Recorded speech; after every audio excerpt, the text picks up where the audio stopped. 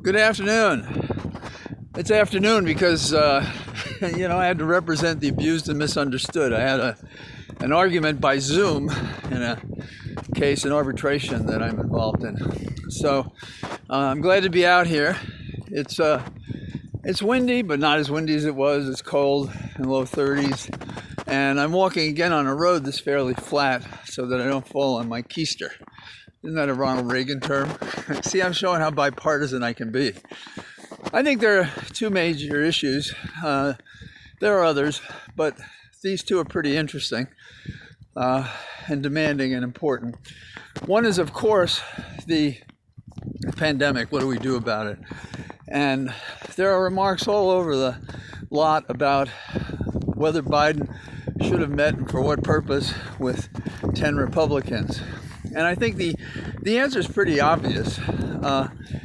It is to have a door open to a potential partnership in legislation and governing the nation. And it may not work on this issue. And Collins, whom I have no use for, from Maine, when she came out, she said, we weren't making an offer. It wasn't a bargaining. It was the beginning of a discussion. And I think that's two things. One is, well, of course, it's true. But the other is, instead of remaining silent or attacking the White House, she was leaving open the possibility on behalf of the 10 senators of further discussions. Now, everybody's a realist about this in this sense. The time is going by. We need to be doing something about the situation. We're not. And so legislation is imminent. And I believe today the actual final order of the reorganization of the Senate has occurred. So, for example, Bernie Sanders, who is going to be the chair of the Budget Committee, was the incoming chair of the Budget Committee because that vote had not yet occurred in the Senate. And now I believe that has passed. Why is that important?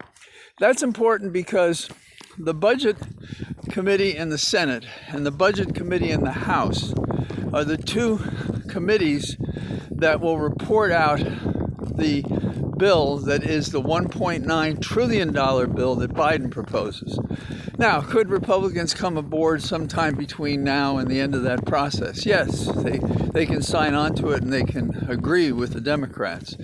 But in the worst case scenario, we're assuming that what's going to happen is the Democrats are going to stand together as a caucus, and they may require a vote to break any tie by Vice President Kamala Harris, who sits as the president of the Senate chambers, particularly when there is a tie.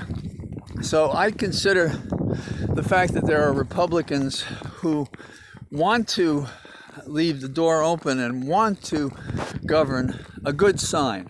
And time will tell us how craven they may be besides that, but this is a good start. Second thing, of course, is the impeachment.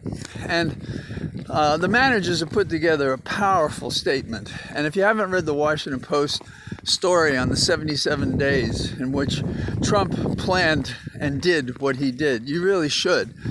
First of all, it's beautifully written, it's well researched, it will win prizes, no doubt about it. And we may see some of it when the managers present the impeachment, I think starting on the 9th, if that's the schedule. They were required today, both sides, to submit briefs. So we have a look at what Trump proposes. Let me say, by way of introduction, that as a lawyer, if I make an argument in court, my discipline and my ethical requirement and statutory and legal requirements besides that are that I should only state facts I have reason to believe are true, or arguments that facts may be demonstrated to prove something or other, number one. Number two, my arguments for law should be an argument for what the law stands. In the best case, you're supposed to reveal authority that contradicts your position. And otherwise, you can only argue for the expansion of the law by some reason of fact or recent case. Now, these lawyers have done exactly what apparently the former lawyers wouldn't do in two parts. One is Their legal argument is you can't try a former president. Well, stop the music. We had a former defense secretary who was impeached while in office, and they tried him after he left office. So there's precedent for it. That's what we look for. There are not a lot of precedents about impeachment, but that one is very clear and very plain. And think about it, since one of the remedies is to bar a person from holding office again, well, of course, then you should be able to prosecute a person, convict them afterwards, and impose that kind of sanction that they cannot hold office again for what they've done. And on the scale of 0 to 10, if inciting to riot and insurrection is not a high crime and misdemeanor, I don't know what is. That's number one.